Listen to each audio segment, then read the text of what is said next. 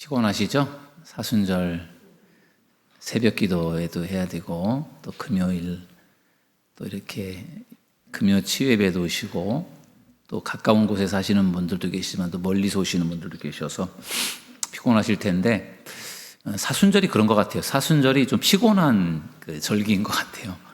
할 것도 많고요. 그런데 피곤하지만 또 하나님이 주시는 그 은혜가 있는 것 같습니다.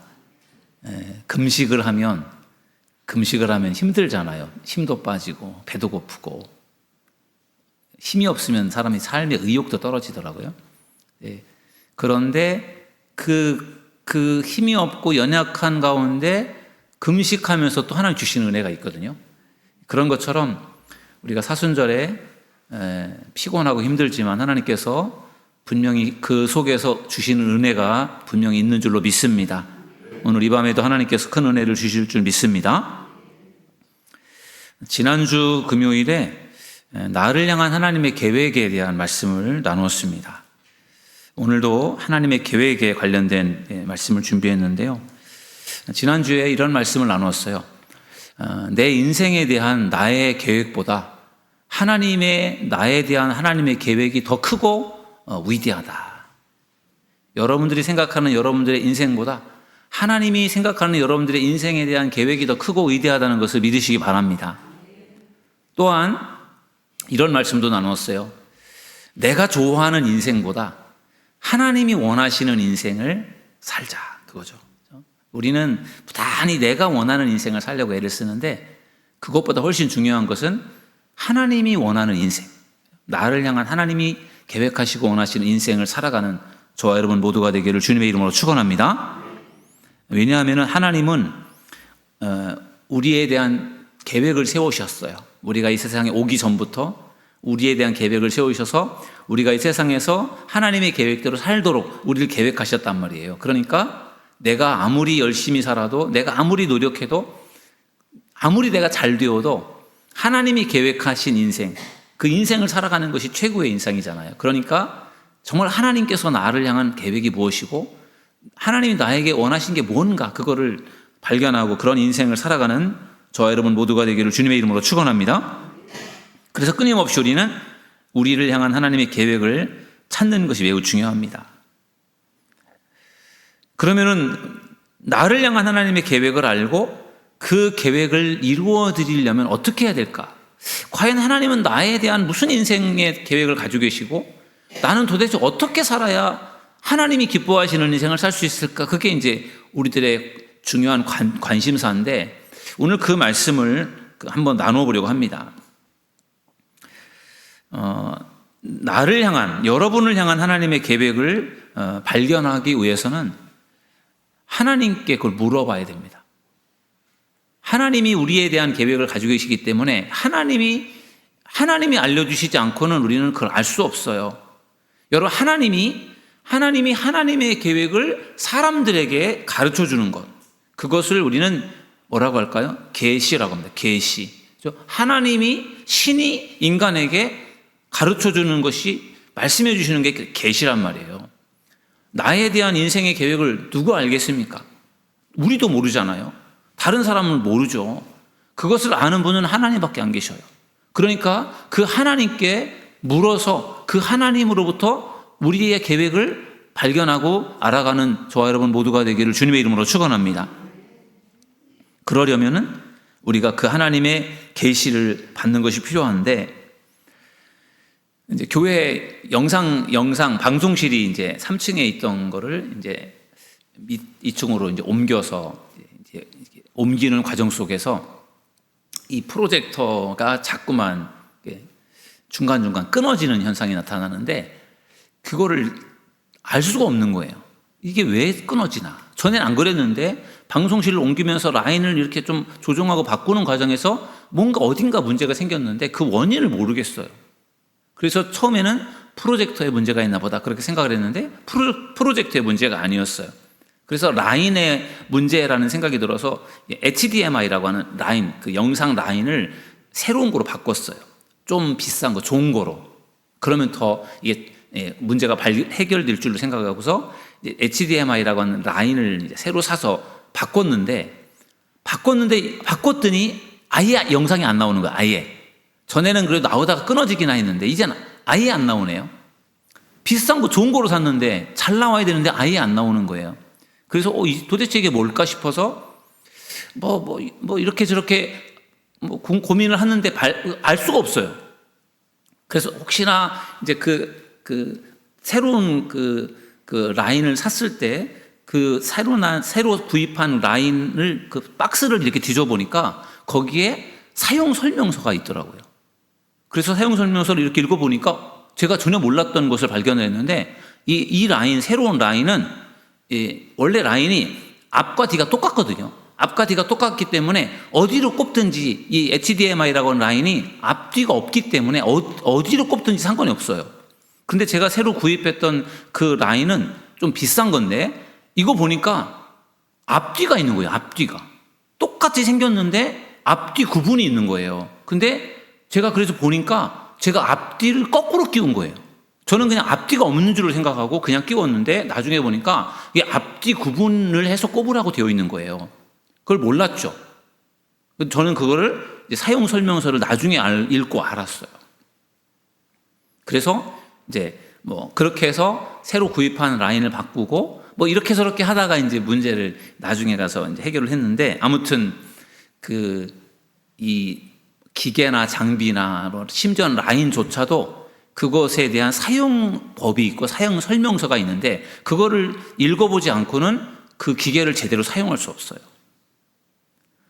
라인 하나도 그런데 텔레비전이라든지 이런 프로젝터라든지 그런 기계들은 훨씬 복잡하기 때문에 그것에 대한 설명서를 읽어보지 않으면 그거를 제대로 활용할 수 없습니다.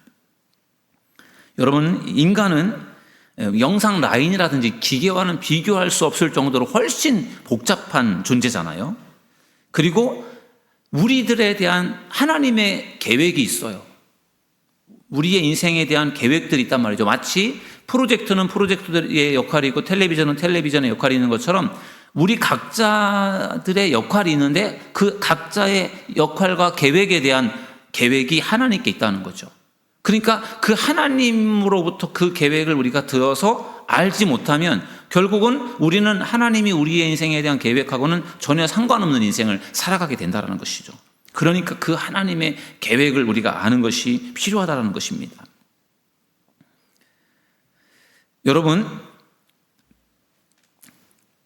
기계는 고장나면 새로 사면 되잖아요.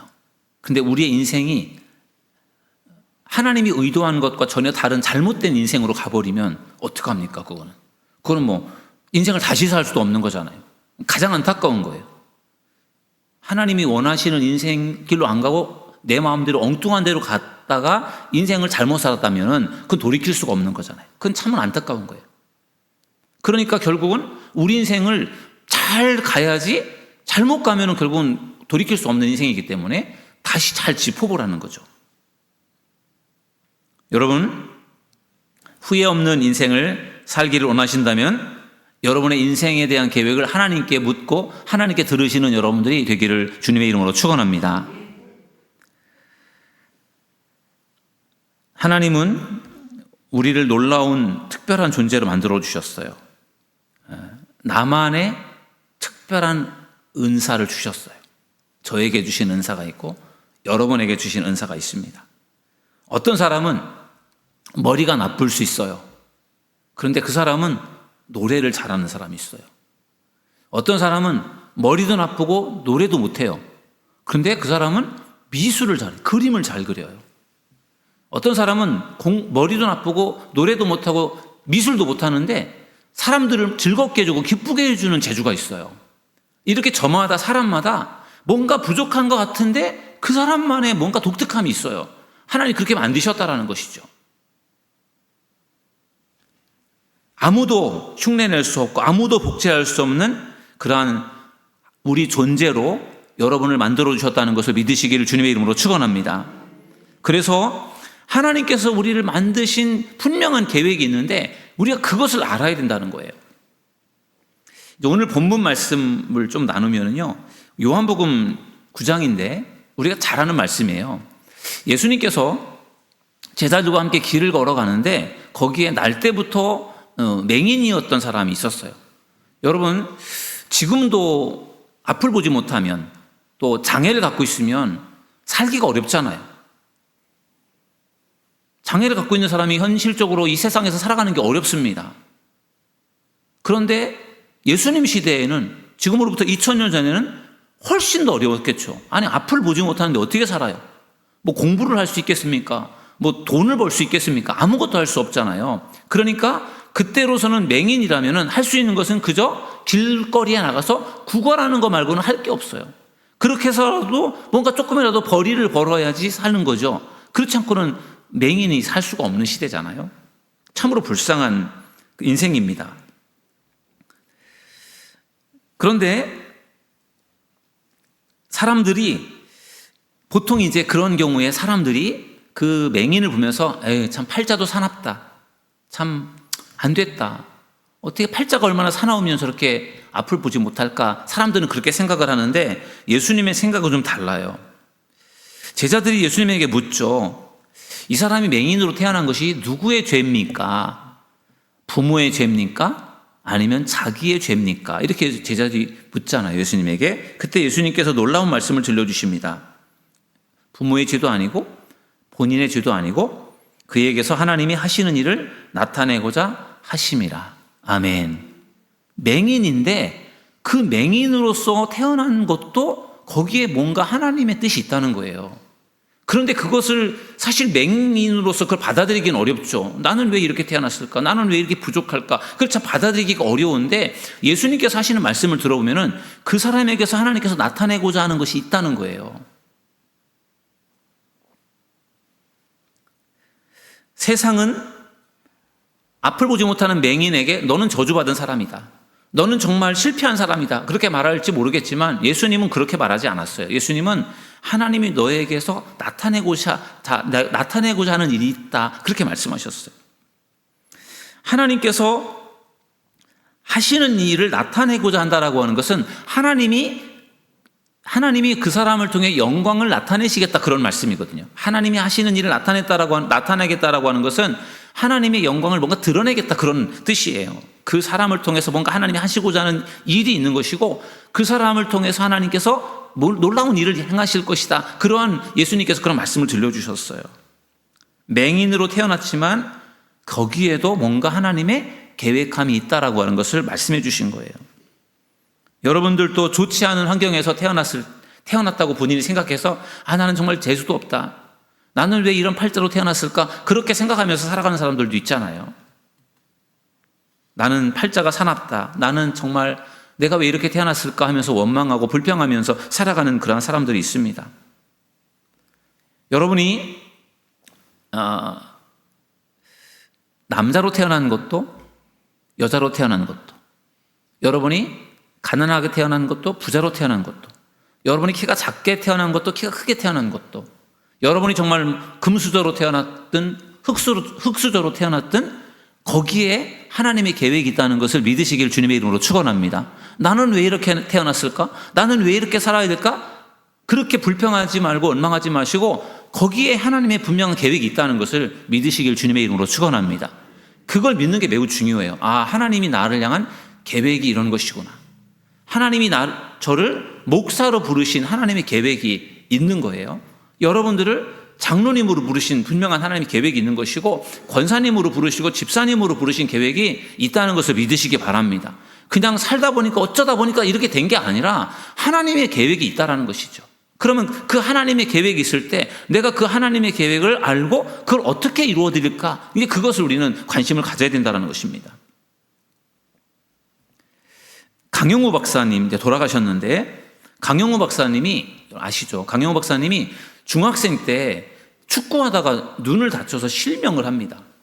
그 전에는 멀쩡했던 눈을 앞을 다 보았던 사람인데 중학생 때 실명을 해요. 그러니까 얼마나 절망적이겠어요. 앞을 보면서 살았던 앞이 창창한 학생인데 앞을 보지 못하게 되었어요. 하나도 보지 못하게 되었어요. 그런데 앞을 보지 못하게 된 이 강영우 박사님이 그때부터 그의 인생이 달라져요. 더 전에보다 열심히 공부를 합니다.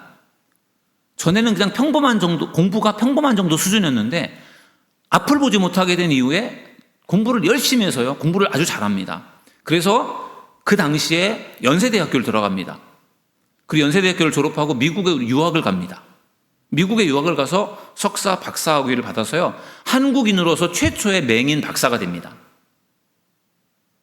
그리고 나중에는 미국 백악관의 자문위원까지 담당을 하게 됩니다. 이 모든 일이 강영우 박사가 눈을 떴을 때 이런 일을 한 것이 아니라 맹인이 된 이후에 한 일이라는 거죠. 그것이 참 놀랍습니다. 그런데 강영우 박사님이 이렇게 중학생 때 실명이 되었는데도 불구하고 절망하지 않고 오히려 전보다 더 멋진 인생을 살 수 있었던 그 비결이 있었어요. 그게 뭐냐면요. 강영우 박사님이 하나님의 말씀을 믿었기 때문에. 어떤 하나님의 말씀을 믿었는지 아십니까? 오늘 본문을 믿은 거예요. 어느 날 설교를 듣는데 실명을 한 이후에 얼마 후에 설교를 듣는데 목사님이 이 말씀을 전하신 거예요.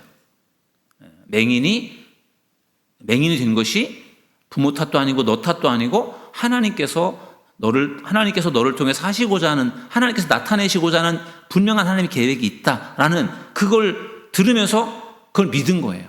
하나님께서 내가 앞을 보지 못하게 한 것, 거기에 하나님 뜻이 있구나. 이걸 통해서 하나님께서 나를 통해 하나님을 나타내시려고 하는 그 계획이 분명히 있다. 이걸 믿은 거예요. 믿기가 어렵잖아요. 하나님께서 멀쩡한 내 눈을 왜 이렇게 만드셨을까? 이렇게 비관하고 절망하는 게 아니라 그렇게 눈 앞을 보지 못하게 되었을 때 이 말씀이 요한복음 9장 3절이 이 강영우 박사님의 마음에 확 와 닿은 거예요. 내가 앞을 보지 못하지만 하나님께서 나타내고자 하는 뜻이 있구나. 그걸 믿으니까 용기가 생기다라는 거예요. 그러면서 긍정적이 되더라는 거죠. 그래서 열심히 더 전보다 열심히 공부하면서 하나님께서 나를 통해서 무슨 일을 하시려고 할 것인가 거기에 관심을 가지고 열심히 공부를 하게 되면서 정말 기적 같은 인생을 살아가게 되었다라는 것입니다. 그래서 정말 강영우 박사가 맹인이 되었지만 정말 하나님의 영광을 드러내는 인생을 살게 된 줄로 믿습니다. 강영우 박사님이 이런 말을 했어요. 실명은 장애가 아니라 하나님의 사명에 쓰이는 도구다. 실명이 장애가 아니라 하나님의 일을 위해 쓰이는 도구다. 이렇게 선언할 때 그는 정말 매사에 긍정적으로 바라보았고, 그러니까 그런 말을 하면서 본인이 그런 실명을 가지고 있는 사람으로서 사람들에게 나도 이렇게 실명을 가지고 있지만 내가 이렇게 하나님 앞에 쓰임 받게 되는 것처럼 여러분들도 긍정적으로 매사에 생각하십시오. 이렇게 권면을 했습니다. 이러한 강영우 박사의 긍정적인 태도, 고난 중에도 하나님을 신뢰했던 믿음이 그를 기적의 사람으로 만들 줄로 믿습니다. 우리 교회에 오래전에 와서 간증했던 그 분 중에 박모세라는 분 기억하실 거예요. 그분이 태어날 때 뇌가 다른 일반인의 뇌보다 훨씬 부족하게 태어났어요. 일반인의 뇌의 크기, 이 뇌의 한 5%? 5%인가 밖에 이 뇌가 이렇게 활동을 못하는 그러한 장애를 가지고 태어났잖아요. 근데 박모세 그 청년이 얼마나 찬양을 잘합니까? 정말 어떻게 보면 상상할 수 없는 그러한 아름다운 찬양을 부르면서 그렇게 살아가는 인생을 이제 우리가 보았는데 그때 그 박모세 그 청년이 그런 고백을 했었어요. 간증을 하면서 나의 연약함이 기적의 도구가 될 수 있습니다. 나의 연약함이 기적의 도구가 될 수 있습니다. 연약함을 가지고 있는데 그게 거기서 좌절하고 낙심하는 것이 아니라 거기에도 뭔가 하나님 뜻이 있다라는 생각을 가지고 애를 쓰고 열심히 살다 보니까 기적 같은 일들을 이루어내게 되더라는 것입니다. 여러분들에게도 분명히 여러분의 육신적인 여러분의 삶 가운데 분명히 연약함이 있어요. 그래서 그 연약함 때문에 우리가 불평할 수 있고 낙심할 수 있지만 그렇게 하지 마시고 여러분의 연약함이 기적의 도구가 될 수 있다는 것을 믿으시기를 주님의 이름으로 축원합니다.